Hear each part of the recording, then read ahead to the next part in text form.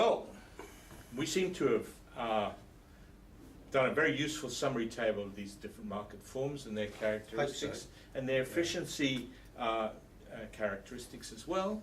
But I suggest at the end of that video that we look a little bit at the role of government, because we've actually discussed, as we've gone along, we've been discussing the role of government. And probably most useful if we just go through each market form and just summarize and effectively do a chat summary table of where the government was involved. For instance, in pure competition. In pure competition, we saw a couple of examples. Governments can intervene and put a price ceiling on a product, so a cap below equilibrium, and we saw straight away that distorts the market balance. So the quantity supplied falls and the quantity demanded rises, so there's that persistent shortage. Yeah. So if the government needs to address that, they need to have Plan B up their sleeve and perhaps devote even more of their own resources towards subsidising or importing to make up the deficit. Yeah, absolutely, yes. We actually concluded it wasn't a great outcome, really. Really. And in fact, it's really implying something about productive and allocative efficiency, isn't it? Very much so. Yes. And then you move to... We saw it with the wool industry, Yeah, or agricultural products, where they put in a support price or a price minimum or a floor price. And basically they created this massive surplus. Oh, yeah. So there's another misallocation, Yes. basically, so that the market forces that were achieving that market balance, which we've identified as being productively and allocatively efficient in pure competition, Yes. are actually prevented from operating. Oh, and I remember reading recently about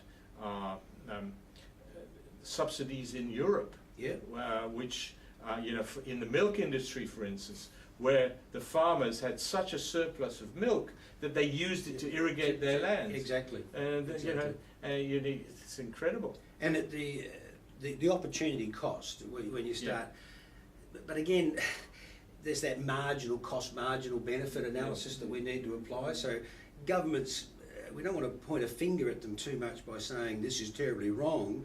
They've appraised the situation and said, well, there are some benefits for us doing this. Yes. So there's an equity thing, there's a distribution thing, and governments have that political ideology role. Yeah. So, and in a sense, it points to one of the problems of the underlying assumptions. You remember, incomes are given in pure competition, and once the price is determined, then the income distribution, the people who can afford, let's say, rice, if the price goes up, they no longer can afford it. And so governments may think, this is socially not very desirable to have a price that's too high, and so they put the price ceiling on it. But then we see the need for government to actually raise revenue by imposing taxes, and we know straight away that the consumer will have to pay the higher price, and particularly if the price elasticity of demand is low, the consumer wears the lion's share of that burden. Absolutely. So it poses questions. Well, is that fair? Is that fair? But then, of course,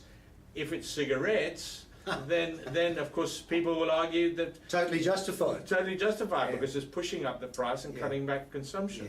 So, and also maybe the government takes a tax and funds the hotel beds that the cancer victims from smoking actually take up. So there are justifications. There are justifications, and of course the market structure where we see one of the most obvious public faces of government is the ACCC. Yes. In our case, the Consumer Watchdog in Australia, the Australian Competition and Consumers Commission, and where they're trying to promote a more competitive outcome in markets where the market structure lends itself towards either collusion, either tacit collusion. Exactly, in the imperfectly competitive part of our spectrum. Exactly. You know, the monopolistic competition, the oligopoly and the monopoly. Exactly. Okay, so there's a role for government there as to prevent anti-competitive behaviour, and also prevent collusion and those sorts of things, and also to promote competition. Yes. All right.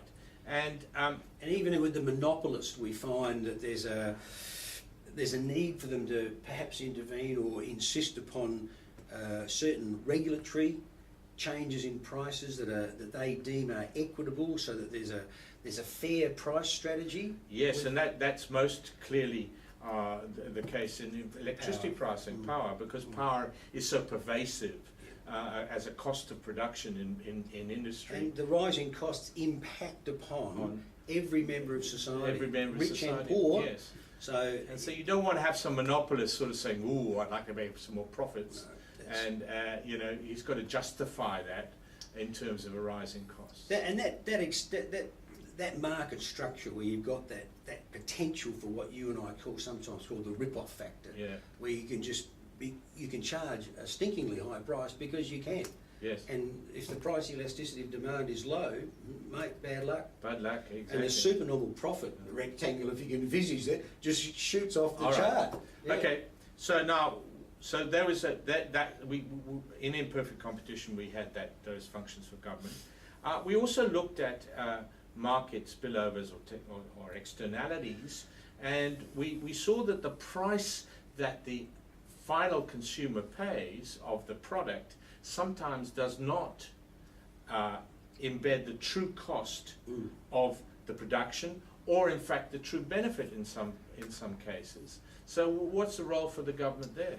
The role for the government is basically to correct what we call the market failure. So in the case of a cost externality, because we're actually over allocating resources in a conceptual sense to the actual level of production, the government can impose the levy or the tax which actually forces the firm to internalise the cost as opposed to externally basically getting a freebie. So they can force them to do that, right? But that requires legislation. Of course, there's that political problem because the lobby groups have become a factor. because when they impose the tax, the company passes it on higher costs. They do. A higher price. They do. So the higher price along the demand curve implies less consumption. So we end up, say, with higher electricity price, we consume less electricity, therefore we have less pollution. And with regards to the benefit externality, there's that role, as we saw, that the government can provide either a subsidy to the producer or to the consumer. It'll achieve the same outcome, a win-win basically. Yeah. A market price that's actually effectively higher, but by the time the consumer pays it, actually lower. Yes. So they're an important role in terms of the externalities, and of course the biggest market failure of all, that's the most evident one, is of course public goods. Of course. And we've got that void that exists with respect to the provision of infrastructure items that we know are crucial to the economic functioning of our society, for the smooth functioning of the economy.